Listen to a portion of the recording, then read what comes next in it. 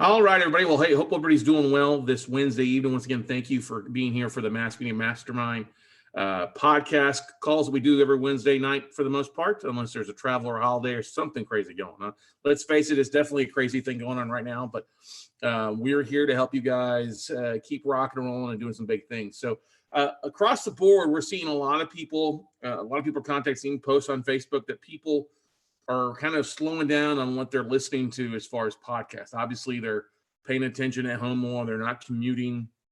They're not doing those things. So these things we'll be talking about in our 10 ways that you can drive listeners to your podcast, more downloads, add subscribers, and go from there. So let me get my presentation going here, and we'll get rocking and rolling for you guys. But I think you're going to be pleasantly surprised with some of these things. Most of these are relatively inexpensive to do, if not free for the most part. So free is always good, right, everybody? So anyway, let me pull this down here. Encourage you to ask questions. If you're listening to this, awesome. Or watching the replay, great. We'll try to keep track with those that we're, because we are live streaming this to YouTube tonight versus Facebook. But there's so many people out there that are struggling to kind of find their message, whether it's their podcast goes with their work. Hey, great. If they've been able to pivot at home, awesome. If they haven't been able to pivot, maybe they're looking for ways like, okay, how do I do what I do to get people into my passion project, to my podcast? So I want to first of all say thank you for being here. We'll be on this thing for roughly about an hour, and you can go your merry way and get back to your life for the Wednesday evening. So if you've joined us for the first time, I'm Scott Carson. I'm an entrepreneur and digital marketer since 2004 for over 16 years. I've focused on the distressed note niche of real estate, so very niche within the bigger niche of real estate investing. Done that and been teaching that for over 12 years. I was the educator of the year in my field in 2010. Hard to believe that's been 10 years ago. And also, educator since 2010, educator of the year in 2014. I've been podcasting since 2017, really 2016 for the most part, but for 3 years. And I've got 3 different shows, one anywhere from 30,000, the other one to over 570,000 now downloads now. Done over 800 episodes, been on over 100 plus podcasts over the last year alone. And so I want to go through some things that we do with our podcasts or other special purpose events that we've done have turned into podcasts that have really helped us drive and do some amazing things out there for you. We just exceeded 20,000 download mark again this month. You know, we increase a little bit and decrease, but the things that we keep track of is how many downloads, how many unique downloads we get. And that number has consistently been going up on a month-over-month basis since we started. So that's the thing to keep in mind. Downloads are great, but if you don't have that consistency of unique downloads and unique numbers driving, everybody can have great months of great episodes. It's all about consistency for the most part. So here's the thing. And we've also got 2 million plus listeners per month on the radio stations across the country. But here's a 10 list for you. So the first thing that I saw this, and I thought it was a brilliant thing. We've actually implemented this in a couple newer episodes, is we all belong to different Facebook groups. Whether you're looking at kitties as cat rescue, or you're in the distressed note space, or in the wine space, whatever, podcasting space, there are some big groups out there in Facebook that fall within your niche or your show. They often have admins or several admins that run that group. And so one of the easy ways, if maybe you can't get a hold of the person that's the big main figure behind that business or network or whatever it might be, once you reach out, the first thing you do is reach out and interview admins of the Facebook group that you are either part of or want to kind of tap into.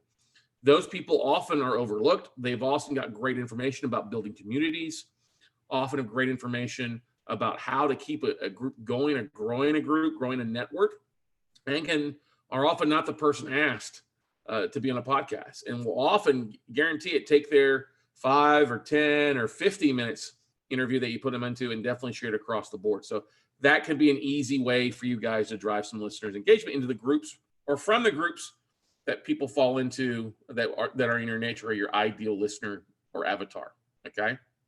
Lots and lots of people out there to drive to there for you. So interview admins of the Facebook group if you can't get the main person behind it. Okay. Second one is easy thing to do is LinkedIn. We've been using this for months. You've heard me talk about LinkedIn before. I'm literally going on each day, walk in the morning, or I walk across the bedroom to the office now, this is working from home, and you just get online, and you can all do this, is just connect with people that fall in your neck of the woods. So like we have the note space. So I type in note investor and it pulls up 6,400 people, note investor. Okay, great. I'll reach out to 100 of them, or I'll set it up with like octopuscrm.io, and I'll send out a little bit. Hey, just want to connect with other note investors. Hey, I just want to connect with other real estate investors. I've got a podcast. I think you might enjoy it. Would love for you to get your feedback on it. And I put a link in directly to my show. And that's working. People are like, oh, hey, I'll take a look at that. Oh, hey, I really like your show. If they say, hey, they're going to follow it. Now, some people aren't going to click on it at all, but you want to give them a link to go into directly to it. And you probably want to make a special pretty link or a bit.ly link so you can see who actually clicked on it from your work or who didn't click on it. But this is something you do very easily each day to do. And we got a comment here. Octopus tool that I mentioned, octopuscrm.io. It's a tool that works with LinkedIn. It's a Chrome browser, and it's basically $19 a month or $49 a month. It allows for you, it's a tool that works exclusively with LinkedIn. So if I go into LinkedIn, actually I want to just share it with you real fast here, okay? I'm just going to show you how it works because it's very quickly, not too difficult to do. All right, so let me share my screen here. Give me 1 second here. All right, so if a new screen, new share. All right, so I'm on my LinkedIn here, okay? And I'll go over and type in, since note investors are kind of my niche, I'll type in note investor. Type that in, it pulls up 227,000 note investors. And then I'm gonna change it to secondary connections because I want to connect with new people. Hit apply. That drops it down to 10,000 plus in my neck of the woods right up here, okay? Now I've got Octopus CRM right over here that I've downloaded. So I just go over to Octopus CRM, okay? And I got all these different things. I got these different note investors, 30-degree podcast hosts, default campaign, note investors, podcast hosts, real estate 2020, real estate podcasts, bank asset managers. So I have already pulled, like I pulled over 1,000 yesterday. Pulled over the profiles in Octopus. You can see all these profiles here. And you see up here at the top in line, hey, /first name, because it'll pull their first names. I'm looking to connect with other investors during this craziness. Investor for 15 plus years, and I have a podcast that I'm close to show that is focused on investing in notes. I'd love to check it out. I'd love for you to check it out. And there's my link. So then I'll just go over here and say, okay, let's do 100 people and launch it. Now Octopus is going to pull the next 100 profiles from the 793 and it'll automatically send them out like once a minute, once every 15 minutes. I can do about 100 to sometimes 160 in one day. But this is a great way. I'm just sending an invite out, an individual invite to do it. It's well worth to automate. Now you can always just go ahead and go on to LinkedIn and do the same search and copy paste yourself. But this is a great way to automate it for you. Does that make sense, everybody? I think you guys, this is one of the best, most valuable tools that we've had. And it works really easy for you. Brilliant. Yeah. Who wouldn't want to do that, right? So that's one way. So let's go back here and go to it. We go back to my PowerPoint. So that's one way. Using LinkedIn to connect with LinkedIn peers is an easy thing. You could also jump on LinkedIn groups and share there as well, but it won't automatically share it for you. You got to do that individually. All right. So first one, interview and talk to people that the admins of Facebook groups. 2, invite peers on LinkedIn automatically like we did that, or do it the old fashioned way by copy and pasting. 3 is another thing is Meetup Groups. You can go to the different Meetup Groups in your area, in other parts of the country that can fall in with the niches that you're a part of. Now, if you've got a very generic podcast, this is going to be harder for you. If you've got a much more specific podcast, then this could be something good to do as well. You could go to meetup.com and type in all different things. So one of the things we do, go to meetup.com, type in real estate investing clubs.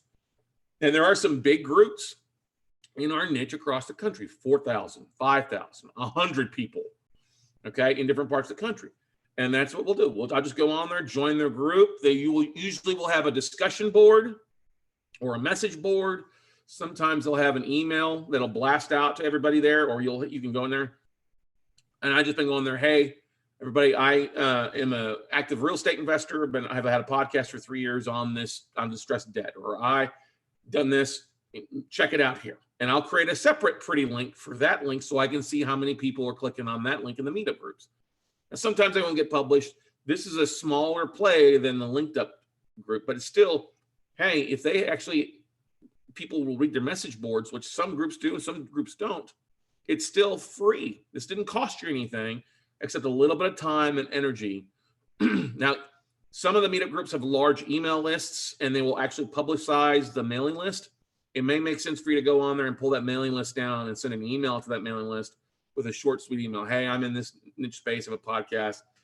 Might be relevant with what's going on in the market right now. And obviously, note investing is a relevant thing right now with us, but all of you have relevant things going on. So look at the different groups. Okay. I don't send them to the Apple site. I send them to my website, weclosenotes.com/noteclosershow. That's where I send them to. I go where they can listen. I want them going to my website and listening or watching or reading on my website. Now, if you guys don't have a website, you can still send them to Apple. Just not everybody has an Apple, can listen to it. Some need to use Stitcher. So I send them to where my website, I want that SEO, I want that Google juice, I want that traffic. So I have a WordPress site that allows where my blogs, my full episodes are at. And so I send them to the Note Closer Show website. Does that make sense for you, Isar? Some people, you say, hey, I've done anything. Hey, I got a great video on this. It's important. You may want to watch that. So send them someplace that's going to give you the most bang for your buck. Don't give them away by giving it to Apple or Stitcher or Anchor. Send them to your website that you own. That's the most valuable access you can get, because then they'll subscribe and see other things, and often binge worthy, and then you want them to reach out to you for a variety of reasons. Okay.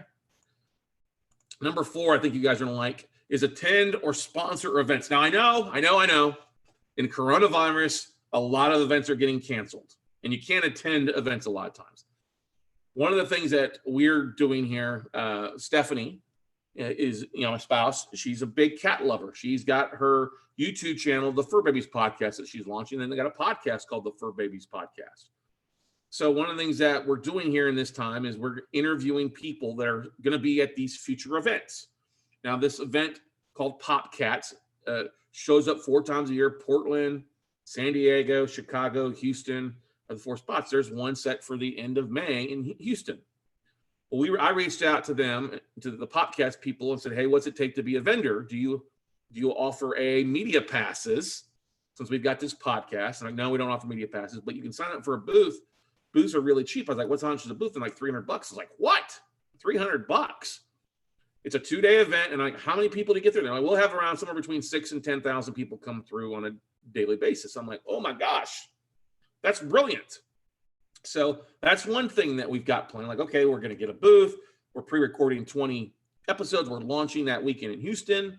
We're going to interview other people there. We're going to have episodes going and sell some swag and have people opt in, subscribe, literally right there at the event. That's our ideal audience for the Fur Babies Podcast. So that could be something you could do. There could be events going on. Some events are getting canceled. Maybe you need to jump in. If it's in your space and your niche, say, hey, let's do an online event. I'll help you out with your online event. And that way, if you're using your online event space, you're often getting people register for it. You're often being able to grab that information, and you can add the people's contact information to your listener base and your email blasts. Okay, hey, got a new episode. Hey, if you like this event, you may like such and such event. Okay. So Joshua asked a question: what tools are you using to create those unique links for tracking? Bit.ly. You can create custom ones. Those are free. Or prettylinks.com. Create a pretty link, just Google it, and that's a little bit more, you can create some more things with it. But Bitly is the easy thing for everybody can use to create custom links. Take the same link and create 3 or 4 different ones of them, okay? When we use Zoom here, like when I I post something, like I post the invite to the Zoom webinar. Zoom allows you to create 20 custom tracking links for a webinar or a live recording. So this will come in handy for one of the next ones we do. If we're promoting that, so you may want to promote and create a custom link for Zoom if people are showing up. So I can see you can see where people come from, whether they come from Podcast Business Journal for this, or they come from my Facebook page, or from my Facebook group, or from my email list. So Zoom, if you're using Zoom, you can create those custom links, and you can see, hey, we had 300 people registered and 20 of them came from the Twitter feed, okay? Or 100 people came from my email, okay? Yep, you can use Google Analytics too as well. Thank you. All right, moving on. This is an easy thing. I mean, why not go to an event where most of your listeners are going to be, okay?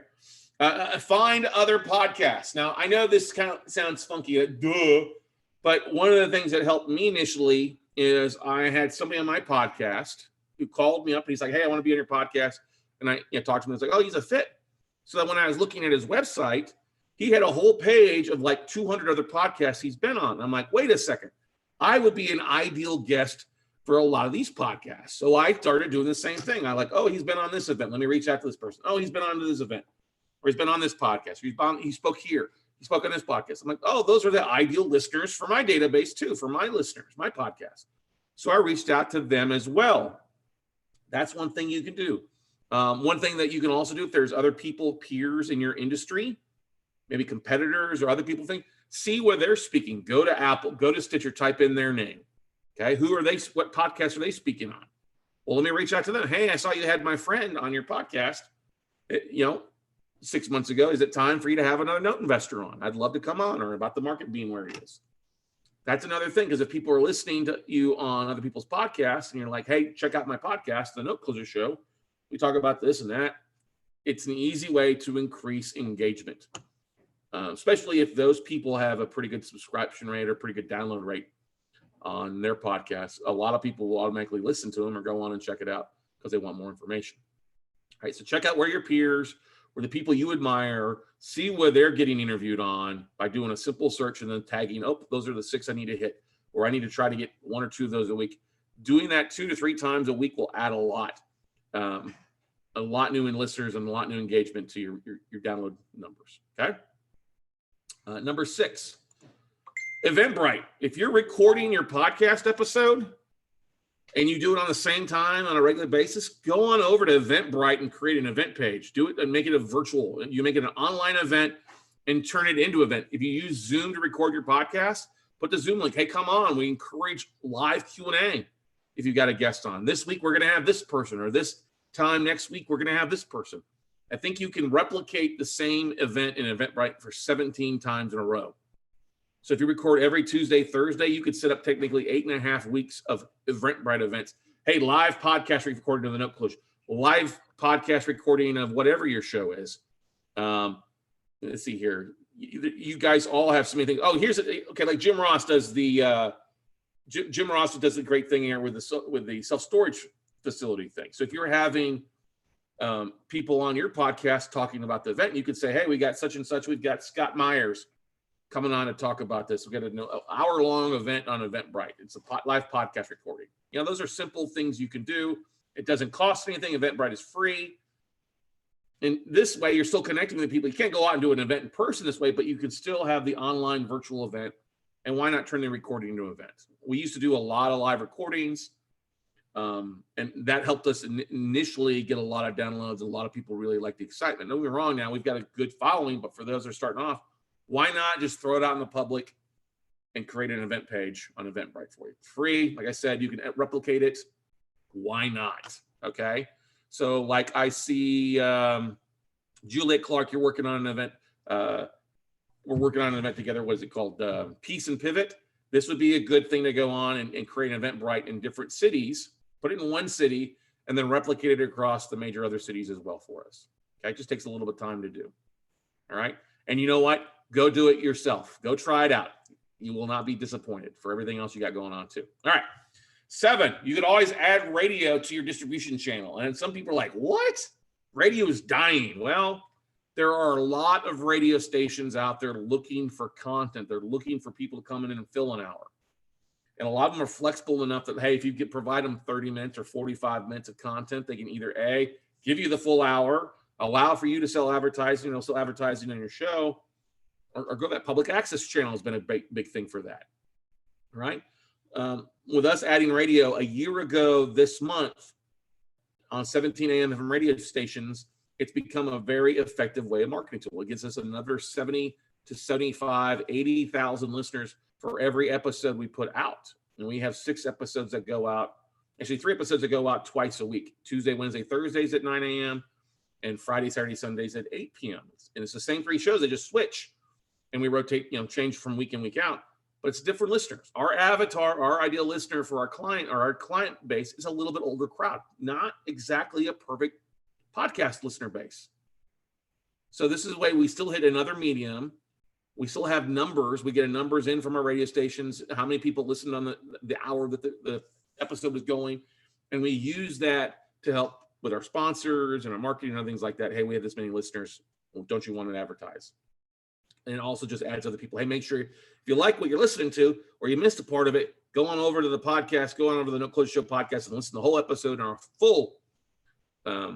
our full catalog of episodes. I mean, look, if you look at things on TV like Scott Van Pelt from ESPN and other things, hey, listen to the pod. We got the live podcast. Go check out our podcast. Everybody's adding a podcast from either radio or TV.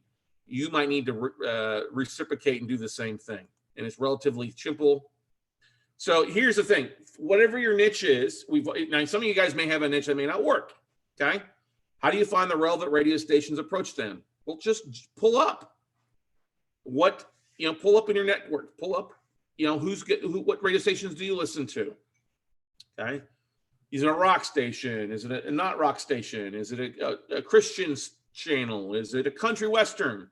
Is it an AM FM? If it's an AM channel, a public talk radio? What you have to make that decision on what your focus is, Isar. Isar, what's your podcast about? If you got a podcast, what's your podcast about, Isar? A lot of people have like business and entrepreneurship podcasts. Entrepreneurship and tech. Okay, great. Hello. What entrepreneurship? Clark Howard, Dave Ramsey. What stations are they on in your market? And then go to their competitors or go to other smaller stations instead of like iHeartRadio. Okay. There's a lot. Just start Googling radio stations in your market and see what's going on. It's not that difficult to do. Okay. And a lot of them are looking to fill. Now, maybe your show goes out at 9 p.m. or at 6 a.m. Maybe it's not prime drive time. That's fine. But there are still people listening, still people that have the radio on more than anything else too. Okay. So add radio to your network. It's actually quite a bit cheaper than most of you would ever realize. Okay. Next one, number 8. This is the one that we just have been working on this one. Contact sponsors of events. We all know so many big events have been canceled, right? The biggest marketing event in North America, Traffic Conversion Summit, was canceled, right? They still have hundreds of sponsors that paid to be there. They paid to have booths. They paid to be in front of people. Now they're not in front of people. This is an opportunity for you, if you've got any type of following that falls in line with exactly what they would need, to have them come on your show, to reach out to them, say, hey, I'll let you on the show as long as you email this out to your audience, as you reciprocate, okay? Or you promote this to your database, or do you have a Facebook page, or do you have a fan page that you promote it to, okay? So that's one of the things you do. There's events that are getting canceled that you would have been going to. See if you can't get a list of sponsors and then start reaching out to the sponsors. Hey, I know I was really looking forward to having you on my podcast, or I would love to have you on my podcast. I'll love to have you on to listen to my 5,000 downloads a month or whatever I have, as long as you share this to your audience as well. Okay? Because if you're a client of them, a lot of their clients would be great listeners of your stuff as well. So look at the events that are being canceled or postponed and say, who's your sponsors? Maybe I can help them. Question here from somebody. Jim, yeah, great event there for you. Been doing that strategy lately. Yeah, exactly. And a lot of times you may be able to pull a couple sponsorships or corporate sponsors to sponsor your podcast going forward that you may not need to go out and try to find members or things like that. So I've got some friends that do a membership only podcast, and this works well for them when they're doing an event or not doing an event. Okay. Number 9 is kind of falls similar to that, connect with associations. So like mine podcast is on distressed debt investing. So there's different associations out there, like the Texas Mortgage Bankers Association, the National Mortgage Brokers Association, like Jim, Ross, you mentioned that. Maybe you reach out to Self-Storage Owners Association in different states. Sometimes you can join it, and sometimes join as a vendor or talk to the association, and maybe bring the association member on, or the president on. Same thing. If they share it to their audience, great. If they've got a newsletter, great. Maybe they can get you in the newsletter. All right. A lot of times these associations have a newsletter and they're looking for content. Why not, hey, get your podcast or your interview with that person featured in that, or emailed out to their database. Or worst case, you go to the website and they tell you all the members of the association that you can reach out to. Some of these members associations publish their full contact list. All you've got to do is spend some time scrubbing the list. Now you've got first name, last names, emails, phone numbers of potential people. That might be a great thing. And then drop them an email or take that email and upload it to LinkedIn to connect with them on there. Okay. Easy thing to do. We all have different associations or groups or memberships that we're a part of. And this might be a great way for all of us to drive it out there. Okay. 10. This is something we've done in the past. We did this. We were headed over to Europe 2 years ago. 2 years ago? Yeah, two summers ago. And it was going to be gone for 3 weeks. So what I did, instead of just letting it go blank, going quiet for the month that we would be basically traveling, I brought on 8 guest hosts and let them all take a turn. 5 episodes for 3 weeks. That's 15 shows I had to fill for the most part. I didn't want my show to go quiet because we all know when you stop doing episodes, that's the kiss of death for followers. They will stop, either unsubscribe or they'll go to somebody else's show. So why not bring on some guest hosts? If you not make, Johnny Carson used to do this for months sometimes when he was traveling. Yeah, David Letterman was a regular host. Burt Reynolds was a regular host, okay, for the Tonight Show. You can also do a guest or a host swap. Maybe there's another buddy you're friends with the show on. Like Jim, you're the host of the Self Storage Podcast. Maybe you need somebody to come on to talk about the debt market, can host a show for you versus just being a guest. And take it over the show. And you've seen this where people take over Facebook pages or Instagram pages for the day. Hey, maybe you need somebody to come on and do an episode and take over the show for a day. All right. Gee, you're old to remember that, LOL. Hey, here's Johnny. All right. I was young when this happened, but I'm a fan of both these guys. Swami, the great Swami, or whatever his name was. But the thing is, you have to realize this. I wasn't around when Burt Reynolds hosted. Let's just say that. But what I'm trying to get at, everybody, is that can add some fresh life, especially if somebody else you're having on has another podcast. It's like a not a shout out swap or, hey, I'll promote your podcast, you promote mine. This is literally more of like, hey, come on my show. You're going to be my guest host. You're going to, whoever you want for that week. And I'll host whoever I want on your show for the week. And we found, it was interesting. We found when we were gone, this is before I figured out how to live stream stuff while traveling all the time or restream, is that the show did really well for those 15 episodes. And they still do well. Those 15 episodes do really well with their guest shows. Because what happens is I brought somebody on, they didn't have a podcast at the time. And so they're like, oh, I'm hosting a podcast. So they shared it with all their friends and family members, and they were a micro influencer for my podcast. So you all could do the same thing too. Think about who it is. Maybe you've got a peer who runs another podcast, or a friend, or a student, or an investor, or something like that. Hey, bring them on. People were able to log right to my Zoom account. They were able to share it that way, and it worked really, really well for you. So those are the 10 things. Let's do a quick recap of these guys for you, and I'll let you get back on your Wednesday evening. So once again, First one is if there's Facebook groups that you're part of that fall into your niche, your avatar, your ideal listeners, reach out to the admins of that Facebook group and ask to interview them. They'll make sure to share it. They'll be glad to probably post it. And they, probably get looked over a lot versus the main people. All right. They can teach you a lot about building communities and things like that. We need that right now. So interview the admins of Facebook groups that you're part of that fall in line with what they're doing. Second one, invite peers on LinkedIn. Go on there, do a search for people that are in your category. Real estate investors, authors, publishers, and podcast hosts if it falls into something like that, or entrepreneurship coaches.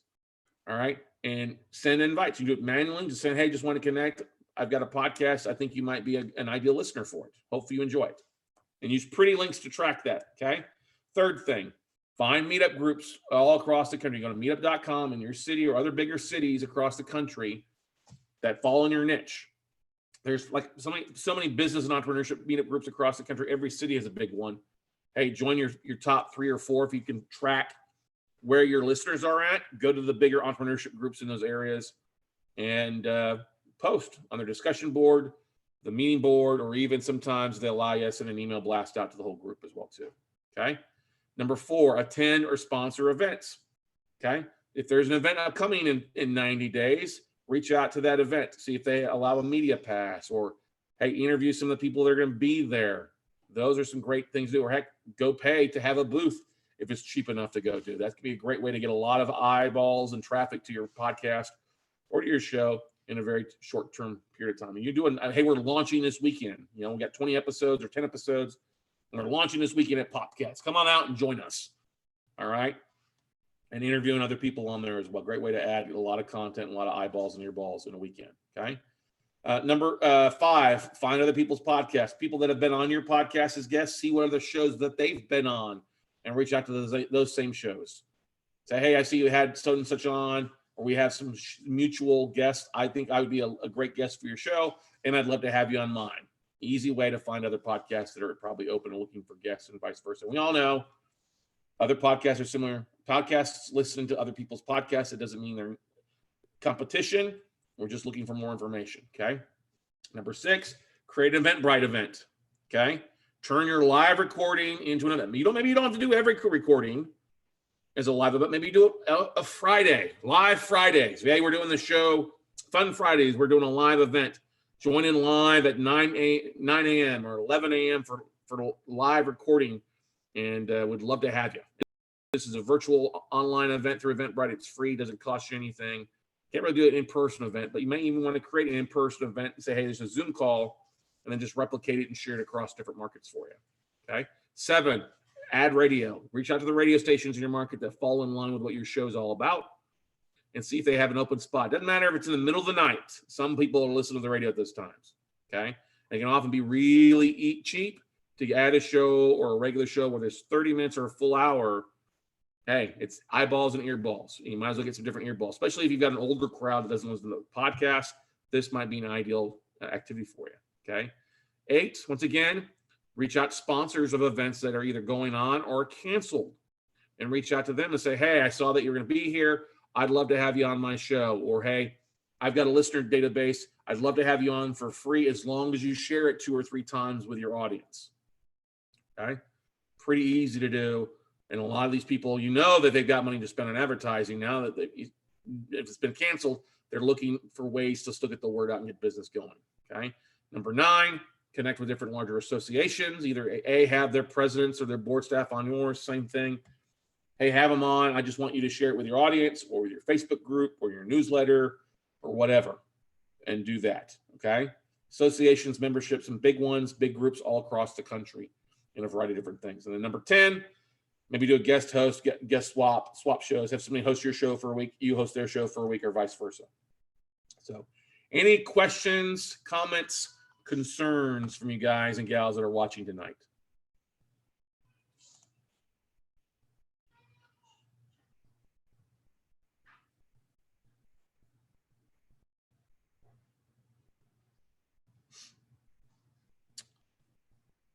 Was this helpful? Hopefully it was. If you join us late, the recording will be available. It should be on YouTube in just in a little bit. If you go to weclosenotes.tv, you can see the playlist for the mass media podcasts, webinars we do. It'll be on Facebook and be restreaming tomorrow across there. Okay. So thanks, Jim. Appreciate it. Thank you, Azar. As always, guys, if you need help with anything or are need help with stuff, feel free to reach out to me. You can always just go to talkwithscottcarson.com. That's an easy thing. It'll take you directly into my booking in 30 minutes. Glad to help out you guys as well. We also have our monthly mastermind.